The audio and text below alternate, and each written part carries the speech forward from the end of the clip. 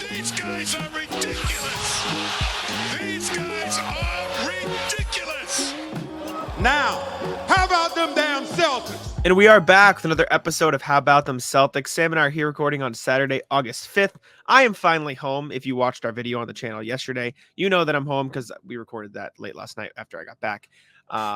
We talked about Peyton Pritchard cooking Jaylen Brunson. So if you want to see our thoughts on that clip that went, I don't think it went like viral, but people on Celtics Twitter were talking about it because there's nothing else to talk about. But you can go check out that video.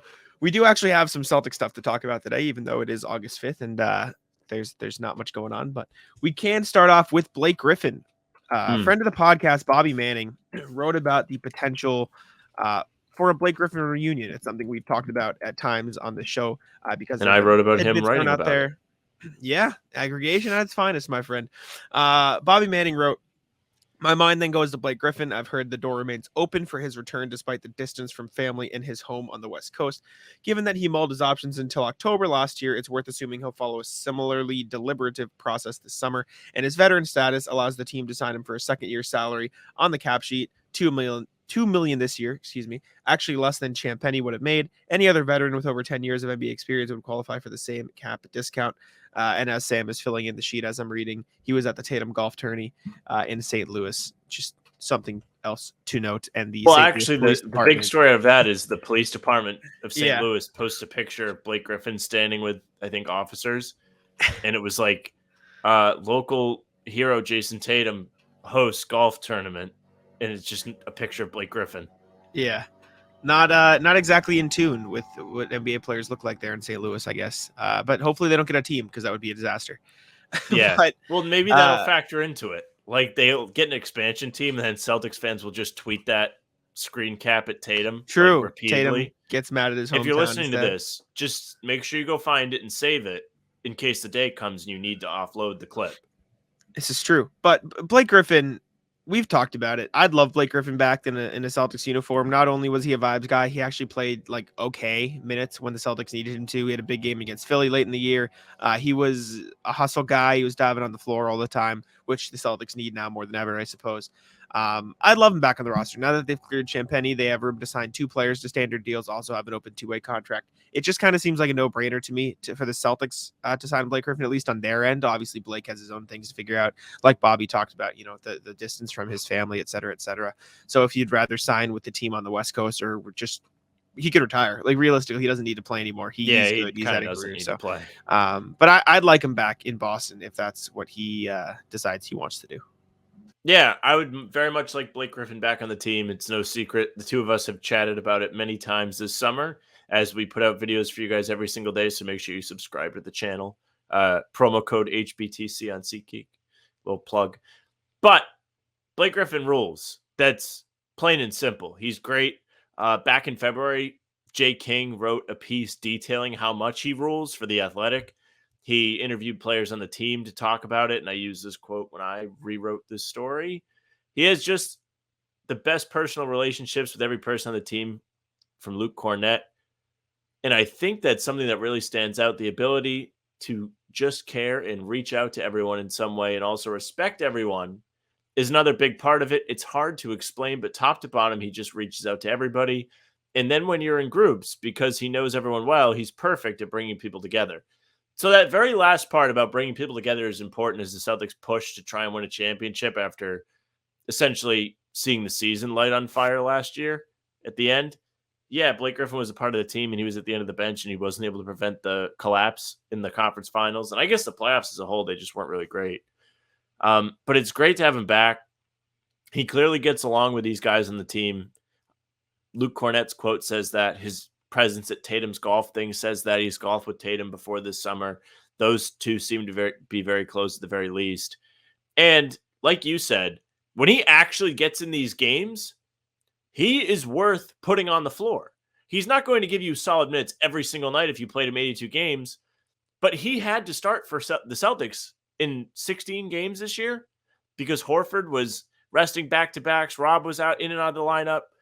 And in those starts, 8.1 points, 5.3 rebounds, just under 2 assists, played about 20 minutes each night. And he was efficient, made 52% of his shots, 38.8 from deep. Pretty good stats. from a guy that's 34 years old at the end of your bench.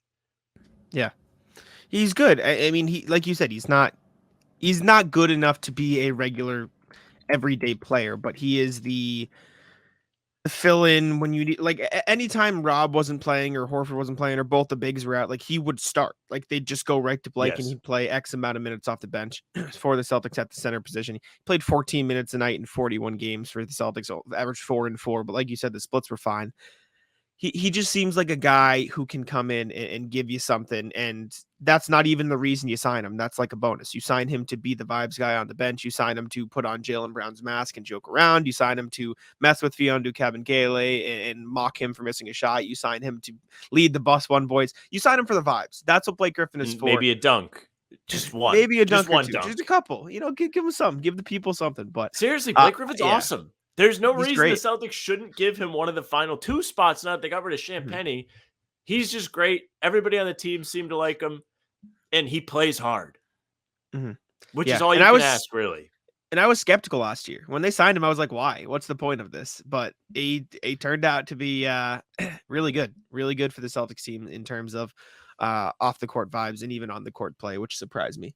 So I was happy. I was happy the way it worked out, and I'd love to see if the Celtics could bring him back and run it back with Blake Griffin. But the next thing we have is a little bit old technically, but it hasn't really surfaced as a topic of conversation till recently. A few weeks ago on the podcast, or maybe a couple weeks ago at this point, we reacted to a clip of Jayson Tatum at a Gatorade event talking about how he has not been in contact with Damian Lillard, all that stuff. This clip is from that same event, but it has come back up in the conversations. He's talking about something different, but it's another question he was asked on the red carpet. Jayson Tatum was asked, who is the next face of the NBA? Basically, who's the face? That very basic question. He responded, I'm sorry. I just opened the doc and I forgot we had Blake Griffin first. And I just saw the first part of that Manning thing. My mind goes to Blake Griffin. That's what I thought Tatum said about the next face of the NBA. No, no. Blake Griffin is past that point. But Jayson Tatum, when asked about the face of the NBA, said there's so many talented guys, young guys in the league. He talked about Embiid, talked about Jokic, Giannis. They're still kind of young. Then he goes, you got guys like me, Luka, Jaylen Brown, Donovan Mitchell, younger than those guys. The league is in great hands. So many talented guys. It's good. I mean, I think it's true. Who do you think the face of the league is right now, Sam? Because obviously for years and years it was LeBron. You could still technically make the argument it's LeBron, and you could hesitate at that because from our perspective he's not the best player in the league anymore. But if you ask anybody around like the United States who doesn't necessarily keep up with basketball, or even around the world who doesn't keep up with basketball on a regular basis, they'll still look at LeBron as like, oh, it's LeBron, right? He's the guy. Maybe you argue Steph Curry. From our perspective, or LeBron. I think Steph's probably there. That's my answer. For the general public, forgot about him, so maybe it's not the right answer because I was going to be like, yeah, it's still LeBron, because it probably is. Like everybody still knows LeBron. Yeah. He's very popular, tons and tons of followers online. Curry, another one. He's everywhere. He's in these golf tournaments. Everybody knows how to shoot because of him. They all want to shoot Everyone threes. knows Steph Curry. Everybody knows Steph. So those two guys jump off the page at me. My initial answer would have been Giannis. I was like, he has to be next, right? Like, he rules. Won a championship already. He's exciting to watch. Like, he does dunks. He's a pretty good team player. Like, he does everything. Same with Jokic, but he's just not as, like, exhilarating to watch. Like, he's not doing stuff that makes you, like, oh, my God, did that guy really just reach up and dunk like that? Like, he does crazy stuff that, like, the common man could do. So maybe it's him. Maybe it's like, not as easily guys like you and me. Though. Can see Jokic and be like, I can do that. It's not as easily appreciated, though, because I feel like for the general public, you see LeBron do a really cool dunk. You see Steph make a million threes, and you're like, I definitely can't do that. You see, like, Jokic, you couldn't do what Jokic does, but maybe in the back of your mind, you're like, oh, that's cool, but, like, whatever. You know what I'm saying? Like, I feel like there's a false sense of misunderstanding of how crazy good Jokic actually is. My question is, how do you determine the face of the league? Because you look at a guy like LeBron James, obviously it was the popularity when he came in, then he made the finals, and then he won 2 finals, and then he won another, then he won, you know what I'm saying? Steph Curry won a finals, lost one, won 2 in a row, waited a couple years, won another one. Is there going to be a player in the next 2 decades to win 4+ rings? And that's not a knock on Tatum and how good Tatum is. That's not a knock on Giannis, but there is Giannis on a team. There is Tatum on a team. There is Luka on his own team. There is Jokic on his like this is not the Warriors and the Cavs where there are clearly two teams that are better than the rest. There are 4, 5, 6+ teams with generational superstars on them. Embiid, the Sixers, as much as you want to joke about it, like he's a generational talent. There are so many players, MVP caliber, very clearly capable of leading a team to the NBA Finals and beyond. Is it going to be, okay, yeah, this is the face of the league or that's the face of the league because of how many potential options there are? And at that point, I'm not saying that's a bad thing, but I don't know if you're going to see a stereotypical LeBron-esque face of the NBA for a while because of just how many guys there are. Well, I'll put it like this. If you go back in every decade, right, you can even do this one if you want to count Steph. There has been a guy that's won a championship, and that's been somebody that's won 4 championships. Steph wins in 2022. That's number 4. You go back in the 2010s, LeBron gets, and even in 2020, I guess you can count that. But he's won repeatedly. 2000s, Kobe. Before that, Jordan. 80s, Magic. 70s, there isn't anybody. But 60s, obviously, Celtics won literally every year, except for 2. But there seems to always be players that are able to continuously get to the top and stay there. And I think that is truly what defines the face of the league. Because if you go back, every player that was listed was a face of the league. Magic was the guy alongside Bird because they had a back and forth and there was a whole race thing where, you know, people of each race kind of felt connected to those guys, and it helped popularize the NBA where people felt real connections to these players in that era. Jordan just ruled, so everybody loved him. Kobe was a grind guy. He was exciting. LeBron, since the time he was drafted, was posted up to be the next great player and lived up to it. Curry kind of has like, I don't want to say the everyman story, but he wasn't. He didn't have those expectations, and he just found his footing, changed the whole course of the league, and won championships along the way. All of those guys did. I get that, but I'm going to counter you with this. You just went back to what? You went back to the 70s or the 80s?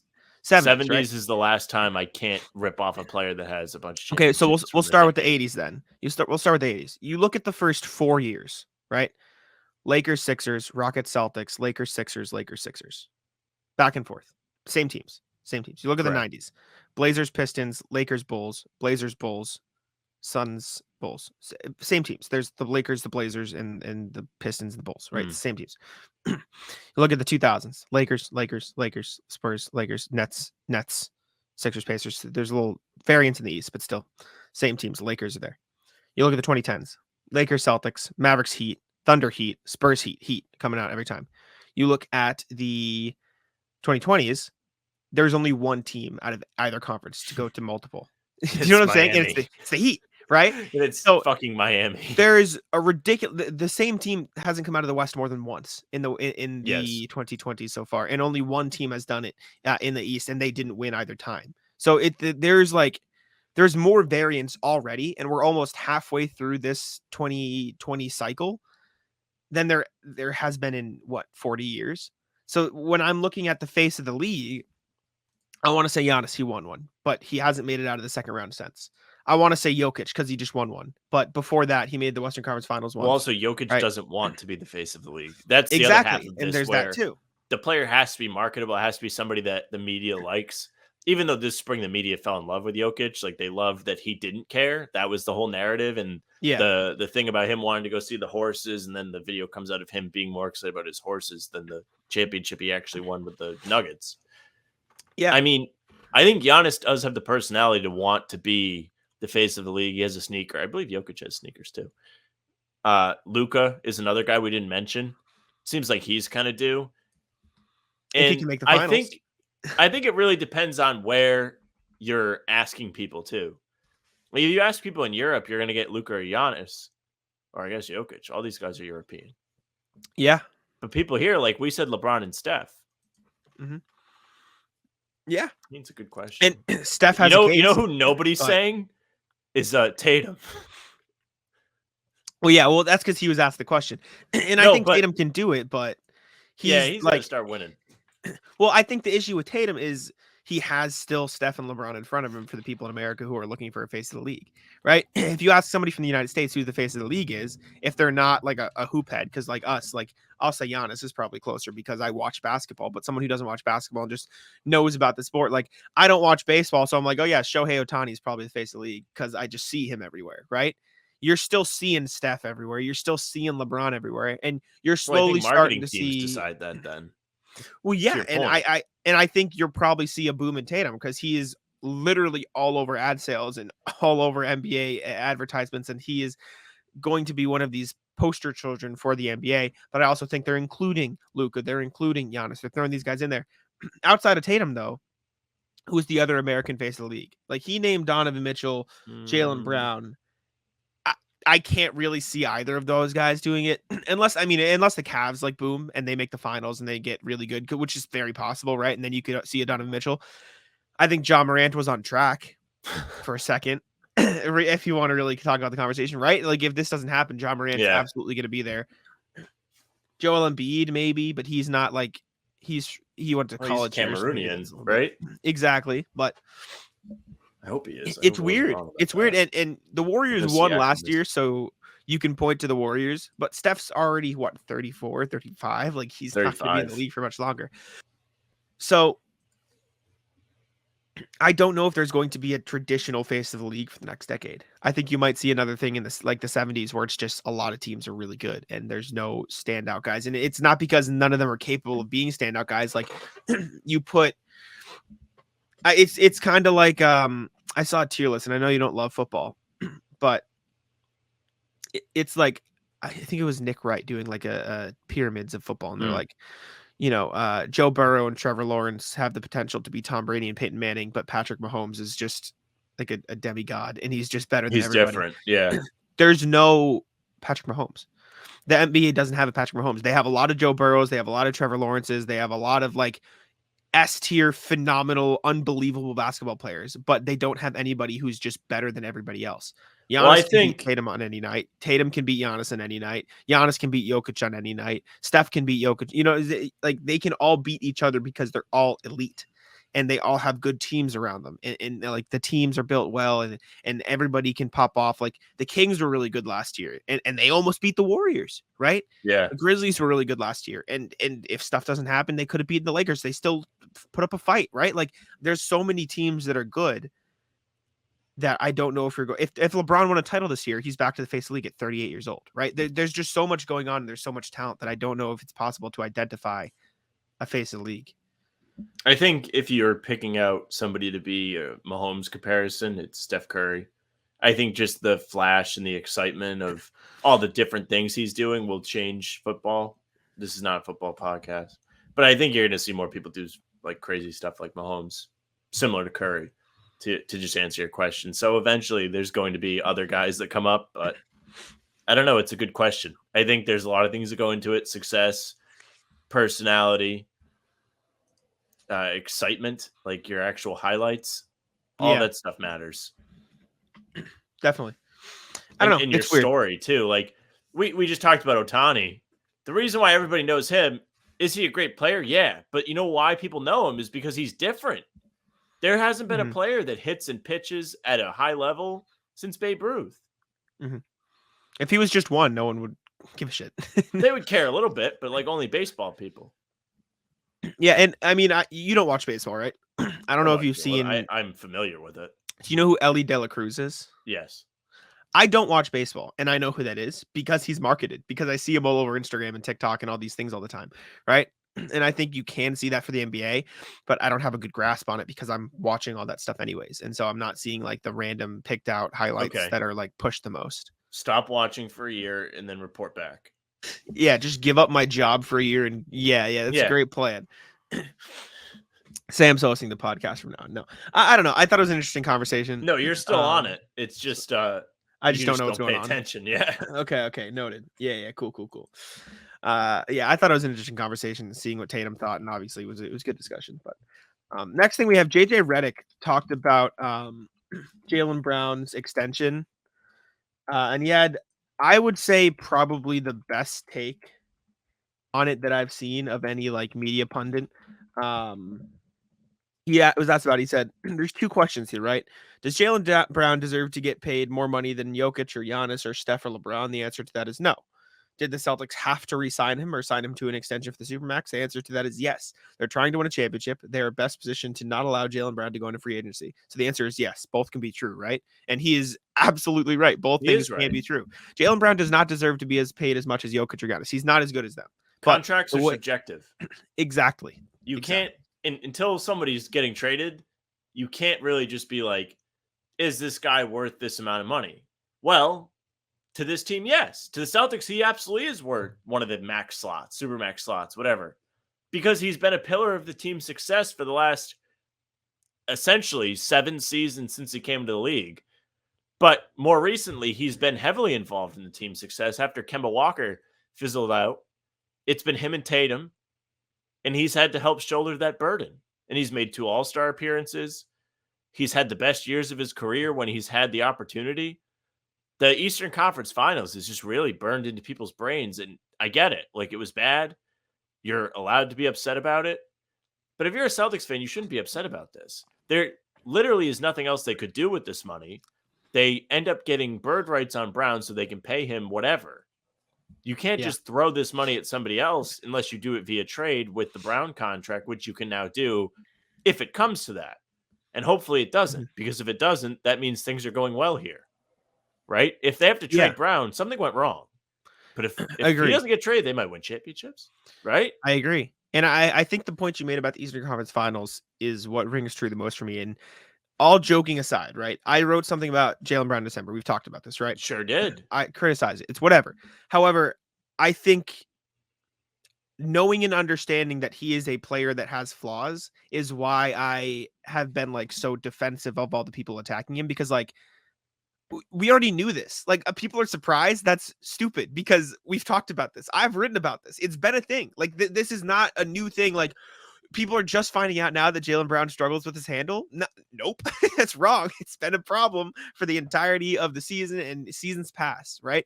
He's just never been a great playmaker. He's never been very great with the ball in his hands, driving to the hoop on a consistent basis. He's great when he gets on the drive because he's super strong and he can finish at the rim well. He's a great shot creator in the mid-range because his midi is, the best, right? One of the best in the NBA. Yeah. But getting there is a struggle. And so for people to take that and use it as justification for let's not extend him, is ridiculous because it's not new. That's who he is. Players are flawed. There's no not flawed player. You can't name one. There's no player in the NBA that's not flawed. Giannis can't shoot. Jokic isn't a great defender. Steph Curry's small. LeBron James isn't a consistent 3-point shooter, right? Like find something. You can find some for everyone. If you want to sit here and say Davis made of glass, Zion exactly. fat, Randall sucks. This could be a really fun segment. Zach LaVine doesn't contribute to winning. Let's see, who else is there? Who am I missing? Luka, fat, slow, kind of fat. He's getting there. Tatum doesn't play the most defense. Tatum complains too much. Inconsistent. Grant Williams not that great. Now we're diving into a different. Russell Westbrook, selfish. The point is, are you going to pay Steph Curry less than the max because he is flawed? No, and that's different from Jaylen Brown because of all the good stuff Steph Curry does outweighs the negatives by so much more. Championships. And he's won titles. But at the same time, even if you pick out a player who hasn't won a title, because Luka is slow and not the best defender, are you not going to pay him the max? No. But the difference is he's a better player in Jaylen Brown than all those other facets that it's more easily justifiable because he's that much better and he impacts winning that much. From the Celtics perspective, having Jaylen Brown as a 2 and having all the success you have, are you going to not pay him the supermax and retain the core that's made how many Eastern Conference Finals together? 5, right? Jaylen Brown has made 4 with them together. Are you going to not keep that together because he's flawed in a couple areas? No, that'd be foolish. That's just dumb business management. It's summer talk. It's frustration boiling over that they haven't won a title yet because it feels like they've been close forever. And it's the cap spike. And it's the fact that it is labeled as the largest ever because of the timing. That's true too. But seriously, dating back to 2018, Tatum's rookie year, they go to the conference finals against Cleveland. Nobody expects him to get that far because Kyrie and Gordon Hayward are injured. Next season, before it even starts, everyone's coming back. Hayward's going to be healthy. Kyrie's back for another season. they're essentially crowned Eastern Conference champions before the season starts. Season long, just slow burn, painful. What's wrong with this team? Nobody can figure it out. They peter out, losing the second round. Kyrie's gone. Hayward is still there. Horford leaves. Then they make the conference finals the year after. Felt like they should have went to the finals. They were red hot in the playoffs until OG Anunoby makes a crazy, not even crazy, just a three, crushing three shot to win game 3. That series goes 7. And they kind of lose their momentum. Then Kemba starts to fall apart. They lose Hayward. They really don't replace him. And the team starts to just not be as deep. Get bounced in the first round against Brooklyn. That's probably the only year since 2018 that you can point to and be like, okay, like they kind of didn't let people down. Even 2022, they didn't have any expectations, but they built expectations as the season went along because they were just so good and they were so much better than everybody in the second half. And then Rob gets hurt. That's unfortunate, but it still felt like they were there. I'll talk about game 4 of the finals in 2022 till I die, where they had a championship and they just let it slip away. And then I Golden will State say, took advantage of them. I usually just let you complain about the finals because it sucked, and that's just the shtick at this point.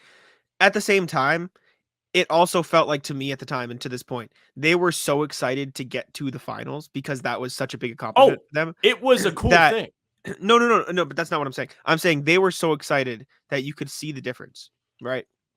You could see the Celtics sort of treat the Eastern Conference Finals like their finals, and then once they got there, like if they face the Mavericks in the finals, I think they win. But since they played a team who was so used to the moment, as much as the Celtics, I mean, Grant Williams said they were the better team. I don't think that's possible if they lost. But as much as the Celtics played like the better team in spots, you could just see the moments when it mattered that the Warriors experience just took over. And facts. And I think that's part of growth. And as much as it sucks and they probably should have won with the way they were playing, that's part of growth. And Dwayne Wade talked about it with Jayson Tatum. We talked about this on the show. That's part of the progression. And getting back there is not easy. And as much as we wish they could have done it this past year, it's been one season since they made the finals, right? Say what you want about it being hard, but red carpet rolled out for them this year and they just sucked. They did. No. No mistake. Not an excuse. That's not an excuse. I won't go as far to say if they got there, it would have been an easy win because Denver proved to be better than I think, at least I thought going into the playoffs. You were in on them. But I mean, Milwaukee loses in the first round. You screw around with Atlanta and you get like a game without Embiid and you could have got like 2 or 3 maybe. You lose the game where Embiid doesn't play in the second round. Like they were disappointing throughout the entire playoff run. So I would say that combined with the Eastern Conference Finals, I suppose encapsulating all of that disappointment / letdown leads people to be like, maybe they shouldn't have paid this guy because they associate him, even though the Celtics have had an unreal amount of success, they haven't finished the job. And that's all people know, including us in this fan base, because we value championships in Boston. That's just what we all feel. Yeah. But another team, I think we said Philly, has 5 conference finals appearances in 50 years. Like they would kill for this kind of stretch. Yeah. And I think tying it back together to the Jaylen Brown conversation, you don't just give up on that core and that success because that's a lot of money to play a second player. Jaylen Brown, as much as if Jaylen Brown was on the Heat, they'd give him the same extension. If he was on any team in the league, they would give him the extension because you don't let talent walk because that's just not how the NBA Can't works. replace it. Yeah, that's not how the NBA works. You don't let multiple time All-Stars and All-NBA players walk from your team. And the only way you can underpay them, like you look at the Julius Randle one, the only reason he didn't get a max extension was because that's the first time he had ever played at that level. And he was up for the contract extension after 1 year of being an all-star caliber player. Jaylen Brown had been an all-star before. He had been an all-star this year. He was an all-NBA this year. He took a step up from an all-star to an all-NBA. Julius Randle was an okay player who transformed into an all-star in a most improved player caliber season. That's different things. You don't not pay Jaylen Brown, as JJ Redick said. He doesn't deserve to be paid on the same level as Jokic or Giannis, but I'll tell you this. if Jokic or Giannis was up for an extension this year, you'd bet your ass they'd be getting the same one. And that's not because they deserve to be paid the same. That's because it's quite literally just the max you can fucking offer a player, because that's how the NBA works, right? You can't, it's not like you have some random force in the sky objectively rank who's the best player and then they get a percentage of the NBA earnings. That's not real They life. should do That's, that. right? That's not how it works. The Celtics were never not going to pay Jaylen Brown. The biggest question mark for me was Jaylen Brown going to sign it, because does he want the freedom to play elsewhere? And realistically, in hindsight, like, he was never going to give up the payday. I also think we learned a lot about Jaylen Brown in the last month. Yes. Where he plans to try and make the city a better place with this big contract that he's got, instead of just running from the problems that he doesn't like about the city, things he's voiced in press conferences, and things that made people here unsure that he would want to be back.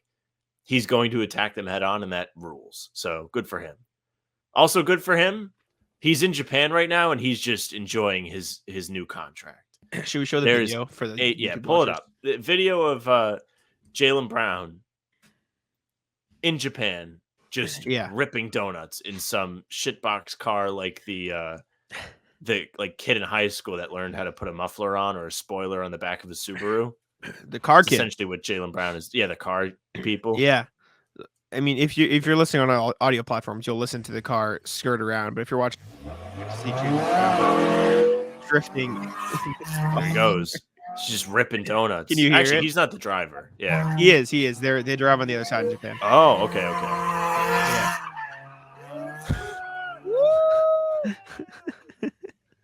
Wick Grousbeck watching this happen after just signing him to $304 million. Whoa, wait. No, they were never going to not sign Jaylen Brown. The only reason we're talking about it is because, like Sam said, it's August and it's the biggest contract in NBA history, and so it's going to get buzz. So there's that. Good take by JJ Redick. I'm glad he said it. Also, shout out JJ Redick. JJ Redick liked my tweet the other day or yesterday. Did he? Yeah, he tweeted about golf, and so I responded. Big cat ratio JJ Redick on his own tweet. Really? When? Yeah, that same tweet. He just said all you need to break 80 is a pen and a scorecard.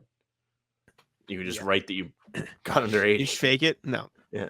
No, but I responded. JJ Redick said he wants to break 80. I responded. I said my brother shot a 79 for the first time like 2 weeks ago, and I felt like a spectator on tour, and he liked it, which is crazy that Henry can beat JJ Redick in a round of golf, right? That's just and then weird. You need to tag and be like, please come on the podcast. I saw you like my tweet. Yeah. You're aware of me. I got to get him on. I got to get him on the show. Maybe JJ Redick coming. No, but yeah, good take on Jaylen Brown, JJ. We appreciate you. All right, next thing we have Celtics preseason schedule. It's not out yet, but there have been not even leaks, but like other teams the are Celtics releasing their schedules. They're letting us have fun, right? They're like, we're gonna sprinkle the breadcrumbs, or we're gonna see if you can solve the puzzle. Yeah. So the Sixers and Hornets have released their schedules, and they are playing the Celtics, and so those guys will obviously be on the Celtics schedule. The full Celtics schedule hasn't been released, but pieced together. But right now we have home against the Sixers on October 8th, away against the Sixers on October 11th, away against the Hornets on October 19th. And that's what we know so far. 3 games released of probably a 5-game stretch or 4 games. They usually play 4 games or 5.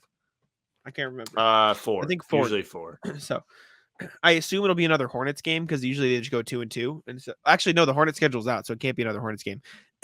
Probably the Raptors. Don't they play the Raptors in preseason usually? Why do I feel like Raptors was speculated upon. Perhaps the Knicks. Maybe I'll bet on the Brooklyn. Raptors. I'll put my money on the Raptors. I think they play the Raptors, and I'll guess on October. They've played Miami in the preseason before.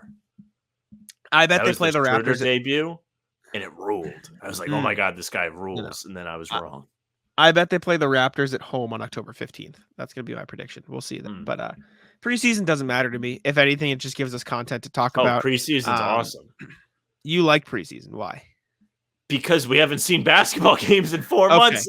Like, the NBA has such a great product that, well, sometimes it has a great product, but we enjoy basketball so much that when there's games that are essentially meaningless and the starters play 20 minutes, like, this is the absolute best. I feel good about myself again, and I have a reason to wake up in the morning. Yeah. No, I wasn't in the country last year for it. I was in Ireland, but this year Excited. Hopefully they'll have. Do you think they'll have another training camp battle thing like they did last year, or do you think they'll just find somebody? What do you mean? Oh, you mean like where like somebody's competing for the last spot? Yeah, it was like Noah Vonleh, I Justin could see Jackson, that. Jake Layman, Caboclo. Yeah, no, that would be I would be for that, right? Give us some more content, and it makes sense. They have 2 roster spots open, Mhm. I agree. even though they I might agree. want to save it. Yeah, well, they did technically offer Svi Mikhailiuk, or that's the rumor at least. So maybe we'll see what happens That's what with the that. streets say. But yeah, a little bit of preseason stuff is out. Just that we wanted to relay the A information. little over All 2 right, months away. we're getting there. Almost basketball back. Almost basketball. But stick with us till then, please. Please subscribe to the channel. We appreciate you. And I think one of the last Celtics things we have is FIBA World Cup updates for Horford and Porzingis, right? Those are the 2 guys we get updates for. So, there is something else after this, but Al Horford's not playing for the Dominican Republic. He was listed on the roster. We talked about it. Makes sense for him not to play. Maybe it was just a formality. Maybe he's sticking around the team, but he's not going to play in the games, which if you're a Celtics fan, you should be thinking, good, get some rest out, please. And then Porzingis will not play in the preliminary games, for Latvia. In a post-game comment, Latvian head coach Luka Banki said that there would be Luka Banki said that there would be little playing time for Porzingis in prep games before the World Cup in order to decrease injury risk. But that does also say that he's probably playing in the actual games, which is scary for Celtics fans. It's scary, but content. It's content, but is the content worth a Gallinari risk? That's the argument. Ask me in September when it's over. Ask Vlatko Konchar. Ask him right now. I'll calm down a minute. Yeah, it's not very fun. No, but good for Horford for getting rest, and good for Porzingis for resting as much as possible, I suppose. Like good for both of them. Yeah, Horford was the one where it was like, at 37 years old, I'm not convinced he needs to do extra. Doesn't need to be playing in extra games, especially when he's probably not going to play back-to-backs again. Yeah, you got nothing to prove, Al. Take some rest. Get some rest, fella. Get some rest, big guy. Come on. You're not going to shock the world, you and Karl Towns. You're not going to be the Dominican Republic team that wins the World Cup. It's just not happening. Chris Duarte, too. Don't forget. LJ Figueroa. Him, too. All right, isn't JJ Barea going to coach them? No, he's coaching in Puerto Rico, I think, for a Puerto Rico club. I think that was the news. But the last thing we have is from Brian Robb of Mass Live. It is something we discussed on the podcast last time, or one of the recent podcasts, and it is the debate between Rob and Al for center. Brian Robb of Mass Live again did a mailbag recently, and he's asked this question. Maybe if it was one of you who listen to our podcast, we appreciate you. We're just spreading the content around. You know what I'm saying? Somebody says, "Hey Brian, do you think Sam and Jack from How About Them Celtics are idiots? Do they know ball? Who knows ball? We should say, because no. We both argued for something different, so let's see who knows ball. Brian Robb said that would be my default option, but it's also worth seeing how those pairings look during training camp. Realistically, both Al and Rob will be starting plenty, since they will probably rotate, taking off back-to-backs like we saw for a good chunk of last season. Wouldn't surprise me to see Porzingis get plenty of maintenance days as well to try to keep him fresh and healthy. When the trio is at full strength, though, Porzingis/Rob seems like the most likely to start, while Porzingis and Al is the most likely closing group if this team sticks with double bigs. I do think Joe Mazzulla will tread carefully with Horford to make sure he's bought in, on being a reserve before making such a move, since he's a prideful guy. However, at age 37, with the talent ahead of him, it's hard to see him not buying in to increase his longevity. So kind of both of us know ball, because we both said similar things. I said, I think I would rather see Rob start. You noted Al's bench thing and how he's never, ended, and the fact that Rob is predicting that Brian Robb, I should say, is predicting that Al will close games. I do think that makes sense, because I do think Horford could probably be more impactful at the end of games. That being said, I think you kind of have to test the waters and see what works best. Like you said, during training camp, you just have to see what works best, who flows best on the court. If Al is comfortable coming off the bench, if Rob is better in the starting lineup, I think you just got to monitor it. But those 3 should probably be in your top 6 guys in terms of playing time next season, maybe 7, obviously, with Brogdon and White and the Jays too, but like they're going to be your top 7. So you're going to find minutes for them regardless. It's just about picking their spots and seeing who's effective in the right place. I don't think at the end of the day, it's really going to matter. I just think the best way to maximize your personnel is to bring Rob off the bench, because he's just going to give you a punch. I just don't see Horford giving you a punch off the bench. Why? Well, I think for starters, he's going to be stiff. His muscles are going to tense up. He's old.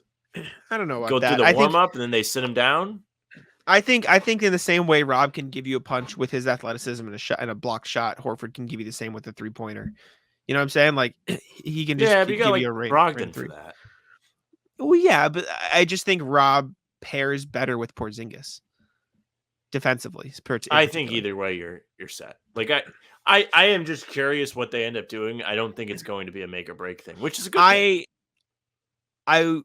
We don't have to get into it again. My biggest thing is defensively. I just don't think you're as switchable with with Alan Porzingis because neither of them are the quickest, and Horford's lost a step. Al clearly. Horford has perished in the pick and roll. Well, he's not the same player. I watched the clips of it. He perished.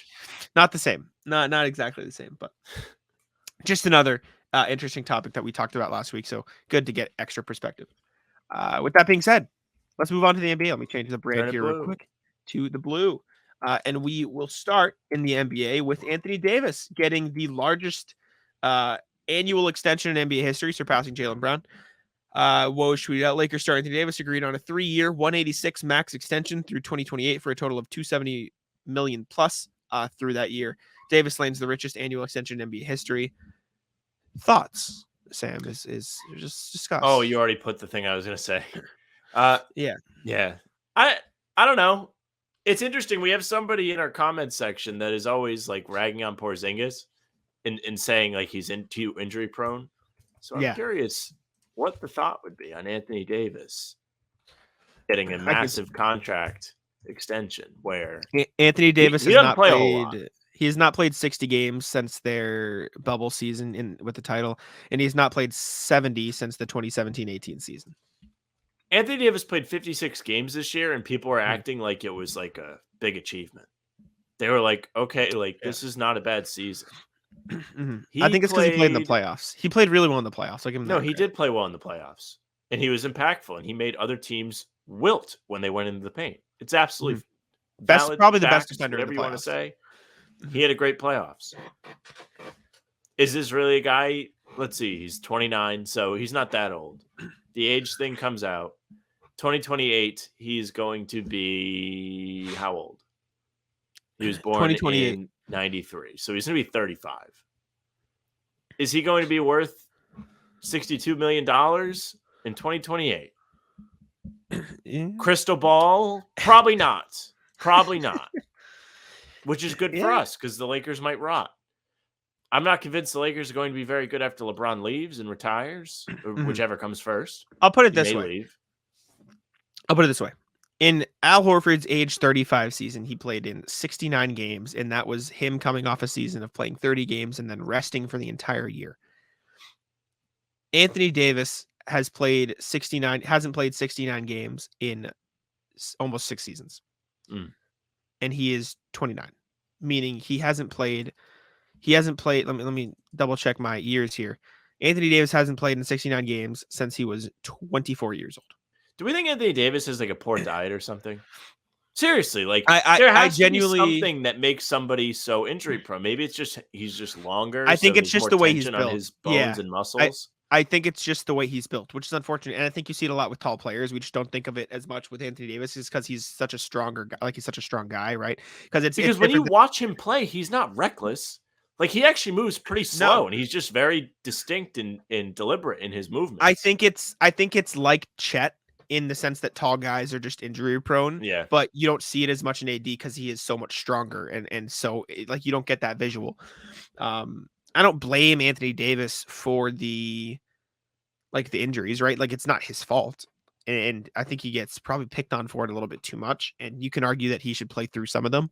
But at the same time, if we're going to be talking about Jaylen Brown not deserving an extension because he doesn't have a left hand and he's not the best playmaker, then we got to talk about it for Anthony Davis because he's literally not on the court, right? Yeah. Anthony Davis doesn't drink enough milk. Who would you rather pay $60 million a season at their current age? Jaylen. Yep. I agree. And we're going to Jaylen doesn't really have much of a history with injuries, missing significant chunks of times. We're going to get ripped in the comments. There have been so many people. Davis has had the more impressive career. He's had more recognition, more awards. He's won a championship. Yep. But again, he's going to be 35 making $62 million. When Jaylen Brown's contract expires, he will be 31. It's very different. I agree. I agree. Who And knows what people in the Jaylen comments, Brown's resume could look like after this contract, by the way. people have been yelling at us or that we're too biased, especially in the Tatum That's the video. point. I literally, What I was wanted to the Tatum respond. video? The Tatum video, when we talked about where he is in the rankings, they're like, oh, is he top 5? You know, is he better than this? I thought that player, was fair. I ripped I did Tatum all too. season. Mhm. We bought his shoes out of a bet. We did forget about Steph. We did forget about Steph Curry. Completely forgot Steph. I would put Steph above Tatum for what it's worth. Me too. Me too. But I wanted to respond to the comment and say, you see what the name of the show is, right? Like, of course, there's going to be a little bias. Like it is called out at the Celtics. I try to be unbiased, but did they say who they thought we snubbed? No, they just yelled into the void. Shocker. Make the argument. That's what I'm Which saying. of those? It's not Embiid. That's for damn sure. You know why? Because Embiid never beats him. It never happens. I agree. I agree. And I thought we were pretty. Yeah, I don't know. Anthony Davis getting paid as much money as Jaylen Brown, or more, or the same amount, or Richard Daniel, whatever. I think it's unfair not to have the same conversations, obviously for a different reason. But like, even if you want to take injuries out of it, it's not like Anthony Davis is an unflawed player. He's an elite defender, but like, he disappears on offense like every 2 games, right? Like he just decides he's not going to do it. You know, Yeah. and Anthony Davis is kind of a baby. There are flaws to each player, and if you want to include health into it, I'd rather pay Jaylen Brown. I don't think Jaylen Brown is a better player than Anthony Davis, especially when they're both healthy. But if I'm paying that much money, I want my player to be on the court. So better or worse, Kristaps Porzingis 2-year, $60 million extension, or Davis than Anthony Davis 60, 181 million or whatever the hell it is.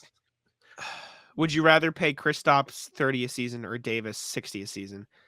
I'd still probably rather have Anthony Davis, just because I do think he's probably that much better, and because Porzingis. Yeah, but the Kristaps one only runs through 2025. Oh, you're talking about the entirety of the rest of their contracts, because Anthony Davis' extension doesn't kick in for a couple seasons. Oh yeah, no. Davis's extension it's gonna romp them. So maybe they'll get Dame too, and they can just pay them to sit there. Well, LeBron's gonna be gone eventually too. But LeBron won't be there in 2028. Yeah, I don't know. It's like JJ Redick said, you have to do it, right? You can't just let Anthony Davis go. Do you? You know what I'm saying? When does his contract expire? When he would have been a free agent? What, this upcoming summer? Let me take a look. Lakers payroll. Anthony Davis would have been yes, because he has a player option in the 24-25, which he's not going to decline, or which he won't accept. I mean, he'll want to get paid. So I guess, yeah, you sort of do have to do it. It just feels soon. It's a lot, and it's a lot of money. But get mad at us in the comments. I'd rather have Jaylen's extension than Davis's. And in 2 years, when he's playing 30 games in the season, you'll understand why. But we had to talk about it. I thought it was interesting, especially when you can compare it to Jaylen. Well, you have to remember they had to do it because Anthony Davis's dad would have badmouthed the Lakers. Also true. My son got injured and they didn't pay him.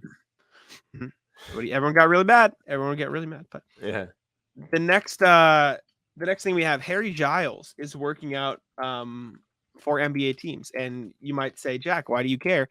Because he's been connected to the Celtics, and Tatum's best buddy through no rumors, just the fact that he's best friends with Tatum, and Tatum basically created a rule in the CBA so he could have a 2-way contract, and he has worked out for the Warriors and the Magic, I believe. Yeah, this is from Ian Begley of SNY.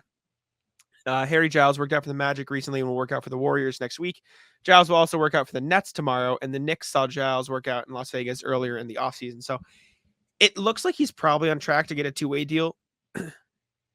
I'm like fine if it's with the Celtics, but I don't really care. I don't know. It's just whatever to me. Yeah, it's fine. I'd be interested to see where he ends up. Maybe the Celtics take a flyer on him. Do they really need him? Is he versatile enough to be a big and somewhat of a wing? I don't think so. Is he your big off the bench next to Cornette, like as a 2-way guy? Take a chance on? I don't know. It keeps it's Tatum fine. Happy. It's fine. I just saw it as news and knew the Tatum connection was there, so I thought I'd throw it on here. That was quick. Next one we have is an article from, is this Zach Buckley who wrote this one? I think Zach Buckley, Bleacher Report. A staple on the show now. This is young stars that need a trade. And I believe this is 23 and below. There was some cap, and I can't remember. It's 23, 24, 25, whatever. But Zach Buckley listed off 5 players that he thinks should be traded or that need a trade for their team. And it was LaMelo Ball, Scotty Barnes, Luka Doncic, Anthony Edwards, Zion Williamson. I agree with 3 out of the 4, or 3 out of the 5, I should say. What about you? Then we'll discuss. Need a trade in what sense? Like Say it the again. player would benefit from the trade, or the team would benefit? Let me Like the team let needs me to move look. on from them. I think the player would benefit, is what he was arguing. I guess, but I don't think any team is trading a guy that's younger than 23 years old unless it's Zion and he can't get on the court. I think he's just arguing these players would benefit from not being in their current situation, and they Right. could. I'm sure, yeah. Like LaMelo flourish would be more. really cool if he was on a team with players he could pass to. Right. I think that's the point.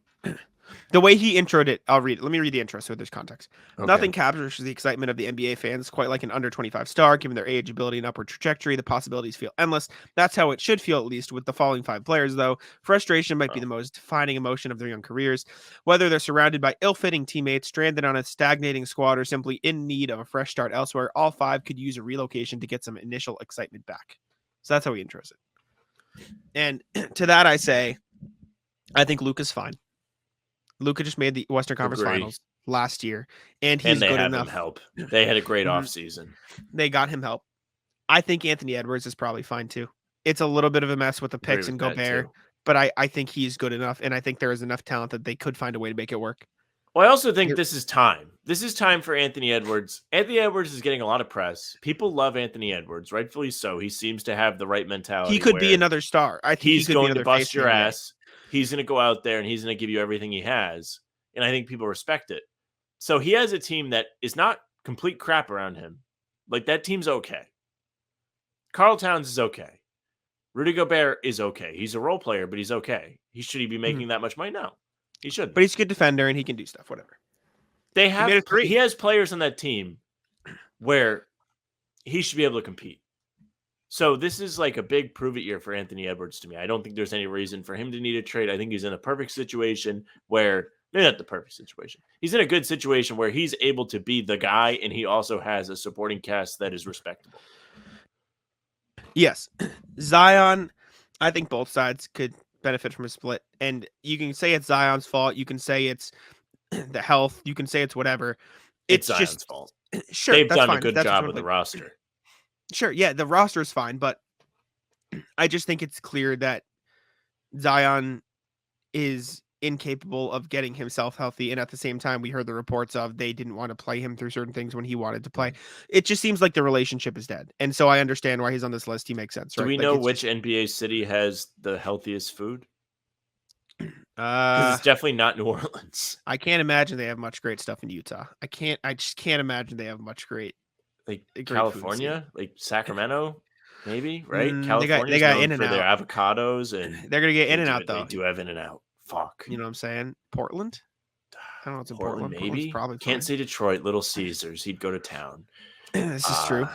I think Utah. What does Utah have? Tell me. You know I mean, they probably got it. Let's see. Are there In and Outs in Utah? You stick him in Milwaukee. You stick him in Milwaukee. Have him load up. No, they got cheese up there. Yeah. Minnesota. What's in Minnesota? What's he eating there? Snow? Eat snow. Are you looking up healthiest cities in America? They do have an In-N-Out in Utah, multiple Utah locations, actually. Healthiest food cities in the USA. Miami. Okay, he definitely could benefit from going to Miami. And we've talked about it on the show before. I'm not convinced Zion would want to go to Miami. Because they would bully the hell out of Zion and make him get into shape. With 153 healthy eating establishments in total, Miami is far and away the best location for healthy foodies. Man, go ahead. Imagine Zion Set on him the there. Heat. He'd be good. They'd with body fat tests and everything. Yep. That would be the best thing for his career, man. Mm-hmm. Would you trade if you're New Orleans? Would you take the Dame package for Zion? No. As currently constructed, why? You mean Miami's package? Yeah. Tyler Hero, Jokic. The package sucks. Jokic, I mean, it's not great, but would you rather have that or Zion? Zion, at least I think there's just more upside. Like, I love to crap on Zion, but also, he's actually able to be out there. He kind of rules. For what it's worth, also on this list, Las Vegas, so maybe just stick him on the expansion team. Just make him sit out. And Atlanta up there too. Which, whatever. But the 3 guys on this list, Zion, I think could benefit. And then LaMelo and Scotty, get him out. Just let's call a spade a spade. I think Scotty Barnes is the clown with the military men in this list. Like, How I don't so? really think he fits with these guys. He's like a third or fourth guy at best right now. But is that a product of his talent or the situation he's been put in where Toronto is just deciding to bang their head against a wall and try to compete with the roster? Well, I that's not think if built for he's it? just, like supremely talented, it would shine. Not in the sense that they would win a bunch of games, but I okay, he only won Rookie of the Year, disagree. and then he took like a step back. He had a I disappointing season. I only disagree because I think the coaching style of Nick Nurse, they're just doing what, like, it's Tom Thibodeau-esque, right? They're just doing whatever they care to win. Fuck development. I guess. Let's just win. I don't know. We'll I see. just think This will be a year for that. We'll see. I just think Toronto is stupid in the way they approach the Yeah, way they go Toronto about things. does look very stupid. They're very unsure if they want to try and win or not, and they're taking a very Exactly. long time to decide. Exactly. And then LaMelo's screwed. I'm sorry. He's screwed in Charlotte. Well, Charlotte if you sucks. put LaMelo on a team with actual guys on it, he'd probably thrive so much. But I don't know if LaMelo is really a winning. I don't know if he's a winning player yet. But we have yet to see. Because We don't know. he's in know. Charlotte. Because he's on the We don't know. Hornets. What do you know what I'm saying? Not exactly. This might be a year prime where spot. you get to see a little bit extra. They didn't have a massive The free Hornets- agency. They didn't land anybody, but they did. They got get Brandon Frank. Miller. Frank the Tank. Ntilikina. Oh, forget. yes. Don't sleep. He can kick it Right. out to him and have him shoot off the side of the backboard. No, the Hornets might be the worst team in the NBA this year, though. Charlotte. They're in the running. Yeah. Yeah, think about it. Yeah. Think. Name another team you think Sucks, is going to be dude. better Like, than I Charlotte. want Charlotte to be at least decent. They're due. I think Washington will be better than Charlotte. Washington's there. Toronto Better. is maybe. Chicago. Maybe they suck. I think Chicago is better than Charlotte still, though. We have this conversation every 2 weeks. I know. I don't know. I just thought it was And each interesting. time we go through all the options, like we're discovering something new. Yeah. Chicago's gonna suck. Charlotte's just gonna be bad. But anyways, last thing, not technically Dame watch, but it's a Dame trade idea. And I just thought it was interesting because it was on Bleacher Report.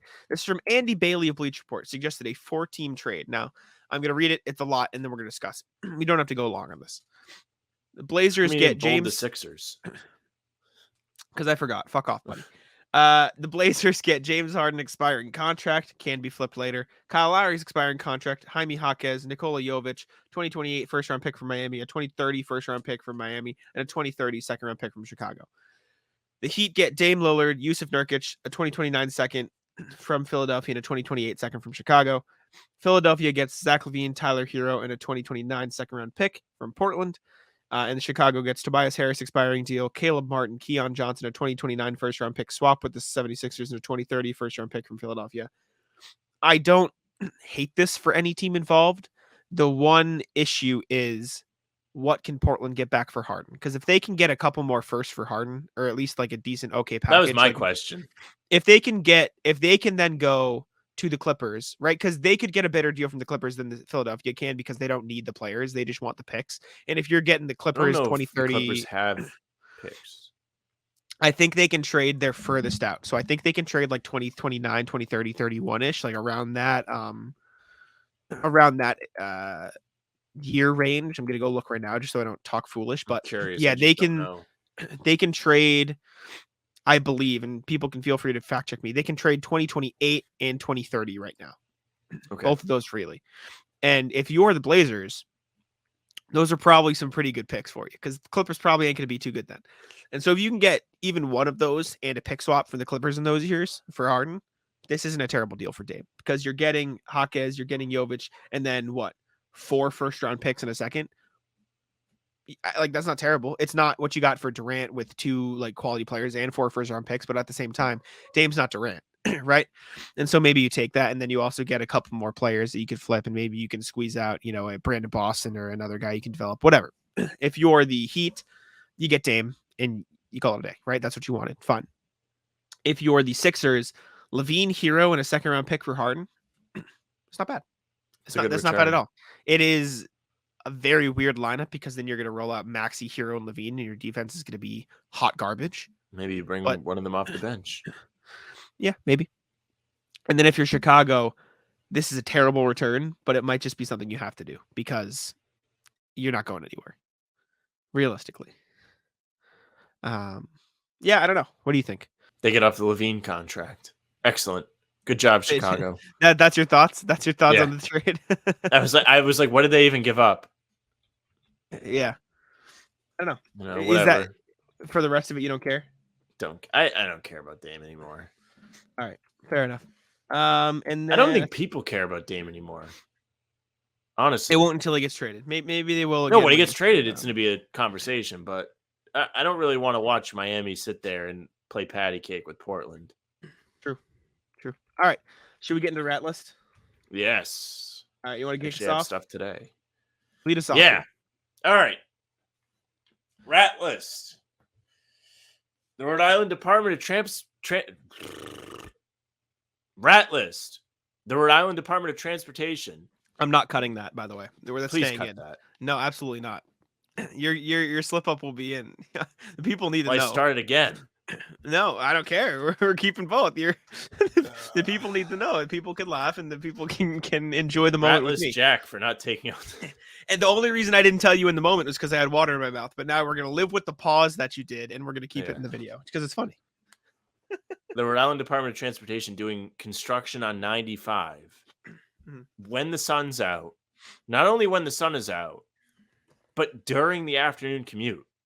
I had multiple people in my life have their drive home extended by 40 minutes because they So wanted to tough. shut down the major highway in the state to 2 lanes from 3 p.m. on. Why? Yeah. Why is this happening?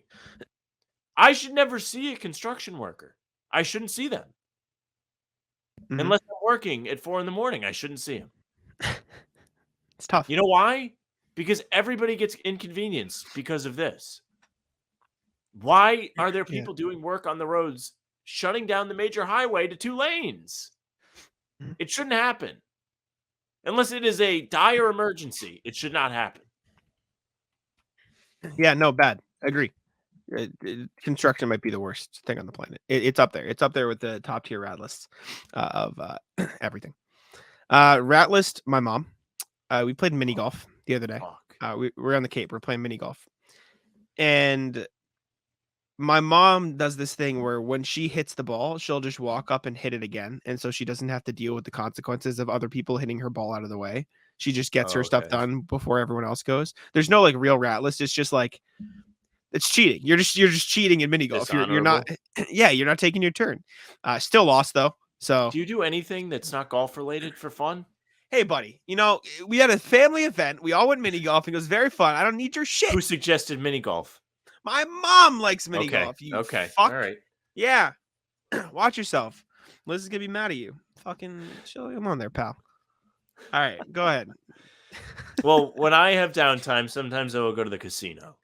Yeah. And I'll tell you who's on the rat list is not the casino. They give me money. The people that play at the tables, but they play multiple hands. Mm. So other people cannot play. It was very busy yesterday. And there are people just holding spots. The people at the table I was at weren't even playing. They were just telling people that they were going to play, and then people wouldn't sit down. But anti-Ratless, the guy sitting next to me, he was fired. The two of us were robbing the casino blind, just winning on every hand. It was crazy luck. It was an all-time casino performance for me. And I'll tell you what, if you saw me in the last 12 hours and you didn't rob me, then you missed your chance. Tough. You should have held me at gunpoint and taken my wallet. I'm dying. Ratless my cough. If you're listening on audio platforms, you don't see it or hear it because I try to mute usually. Whenever Sam's talking, I mute the mic and all he sees is like me like close to projectile vomiting all over the place. Chat, do you guys have any advice for Jack on how to get rid of his cough? I need to go to the doctor. I need to get it out. It's so bad. It's been bad for weeks too. I hope the guy comes back and tells you why you're coughing again. Please tell me I'm fat in the comments. Just do it. Just end. Ratless Route 28 on the Cape. It is maybe my least favorite road to turn left on. You're coming at a parking lot. You're not leaving the parking lot for 5 minutes. There's just no space. There's nothing. And also, I am pro eking out a little bit and getting traffic and getting your spot. Don't eke out a little bit if you don't see a gap on the other side coming up. Just you're a rat for that too. You got to pick your spots because if you are eking out, I saw somebody, I was on the road, they blocked traffic for over 60 seconds on one side before a gap came up on the other side. It's just a mess. Ratless Route 28 in the Cape. It was tragic. It was a tragic. I hate when the people eke out, but I will say if it's traffic, they're not really preventing anybody from going anywhere. No, because the other side was flowing fine until they stopped it. Oh, okay. I see. Mhm. That is terrible. Yeah, it was bad. Ratless Frank. So Ooh. Frank has just returned from Italy. My good friend Frank, Ooh. and he was gone for 2 weeks. Where in Italy? Rome, and then they went on some Okay. cruise. Gotcha. So he has come back from Italy. I see Frank at the gym yesterday. Talked to him for a minute. It's good to see him. I'd see him earlier in the week. I am at the coffee shop after the gym, and I receive a text message from Frank, and he says, "Sorry, Sam," and it's just a picture of a positive COVID test. I would like to know, one, why you're going to the gym if you thought you had COVID. Two, why you're getting tested for COVID now. And three, why are you getting tested? Like, I already said that, but like, why? So does he have COVID? Yeah. Do you have COVID? No. Is Frank going to Baltimore with COVID? I'll never know if I have COVID. But, Frank is staying home tomorrow then, correct? He's home now recovering. Yeah, I He's don't not think gonna go Frank's outside. playing. Good. Because if Frank was going, I'm not going. Yeah, why are you going to the gym if you think you what Frank? Yeah, no. Apparently, like he went to the doctors and they made him take a test and then it came back positive. Yeah, that's a ratless Frank. He doesn't have symptoms. He didn't think he was gonna have COVID.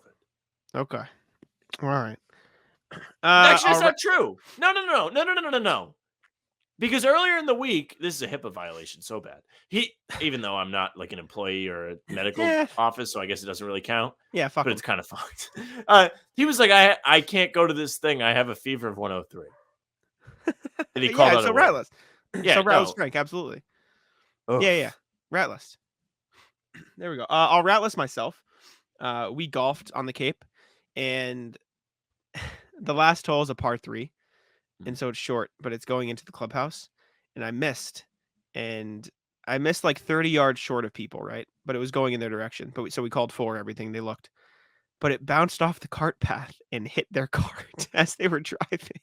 So I just nailed somebody's cart. No, but somebody yelled, "I almost caught it!" And so they were like, "That would have been a better story if you just caused people to crash their golf cart." No, luckily no. I did also hit 2 houses, I think. It's not a great day of golf. Although the second time I hit a house, it just was gone. The first time I hit a house, or at least we think I hit a house, we heard it, but then we found it in the rough, like next to the fairway. So we don't know if we thought it hit a house and it hit a tree, or it literally bounced off the house. Yeah, so far that it got back on the course. It's going to be a tough place because I'd imagine if you're living near a golf course, it's a nice area. You have some sort of insurance. But the caveat is like you might get a golf ball. Yeah, they have to have some sort of insurance that covers that stuff if they live there, I assume. But just get a big net. Yeah, not needless to say, did not play very well that day. Not my best day of golf. So, yeah, that's all I got though. You got more ratless? I think I don't got anything else. We can wrap up there though. We did a good show. Lots of stuff for you guys, but. Thank y'all for tuning in. We appreciate it very, very much. I'll throw How About Them Celtics back on the screen. Hold on, I'm sorry. You got something else? Yeah, Ratlist at the casino yesterday. My friend and I are walking in, my friend Devin. And ahead of us is like this group of college kids. And one of the kids do you remember when RJ Hunter's dad had like the foot injury or knee injury in the NCAA tournament? He was in a wheelchair. And right? he wasn't in a wheelchair, but he had the scooter where he had his knee. Yes. So the kid was on one of those. Braun had and one so too, that whole group is like entering the casino, and the security guy, I guess, like actually cards them, and this never happens. Like, very rare. I got carded. I mean, look at me. But like, it's very rare that even I get carded. Cards the whole group, and kid with the scooter did not have his ID. So the guy just sent him packing. He turned the kid with like the inability to walk back. Now, like, I almost said to the guys, like, you're not going to give him a break.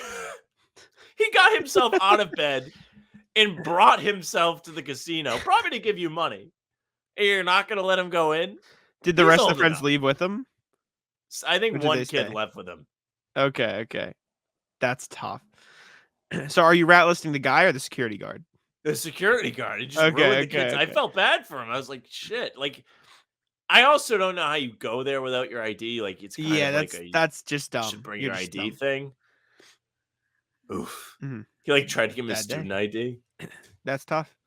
That's tough. He probably was 21 too if he's giving them a student ID. You only have to be 18. Oh yeah, even worse. Yeah, it's tough. Yeah. Bad luck. No. He definitely was old enough. That's like the messed up part. Mhm. Guy must Unlucky. have been new. Very tough. Very tough. All right. Thank you guys for tuning in. We appreciate it. Sorry to the scooter kid on the casino, or at the casino, I should say. But thank y'all for tuning in. Thank y'all for getting us to 1.13K subs. We're on a roll this summer. Thank you for helping us grow the channel. We're giving you the daily content, and the love we're receiving back is very fun. 1,131 others. Subscribe, join them, hit that sub button. Leave us 5 stars on Apple and Spotify, please. And leave a comment on YouTube. We've been getting, let me read this off. On today's video, we already have 12 comments, and it's halfway through the day. Or I guess more than halfway through the day, but whatever. 32, 18, video has not 36. been up for more than half a day. Exactly. Yes. Thank you. That's the way to phrase it. But then 32 comments, 18 comments, 36, 48, 8, 23. Yeah. So like, lots of comments in every video. I love reading them. I love liking them. I love seeing how you guys are interacting with each other and having conversations. So we appreciate it. Thank you for building the community, which is a weird thing. Anything you want to see, let us know. Yeah, let us know. Comment. We read them. So it's August. If you would like to ask us questions or have anything like that be on the show, all you have to do is leave a comment. Thank you all for tuning in. I'll let Sam take us out. Yes, thank you very much for listening or watching. If you're watching, you're on YouTube. Make sure you join 1,131 others and subscribe to the channel. We have had a ton of people do that, so get in on the trend. You don't want to miss out. Hit the notification bell too, so you don't miss any of our daily uploads. We've been putting in the work this summer, so don't miss any of it, keeping you occupied as we count down the days till preseason. Probably like 63, if I had to guess, till the preseason. On top of that, you can find us on Spotify and Apple. Make sure you leave a follow, a nice 5-star review, and a nice review. And say nice things about us there. Save the mean stuff for YouTube. You can find the socials at How About Them C's, Twitter, Instagram, and TikTok. The Facebook page is just the name of the podcast. You can find any shorts there. I'm sure they're going to be going up this week. We recorded a bunch. And Jack is now back in the home setup, so it's easy to actually work on them. You had the brutal Wi-Fi in the Cape. It was tough. It's tough. You can follow Jack, though, at Jacksman NBA on Twitter, and you can follow me at Sam LaFrance NBA. That's it for us. Tic-tac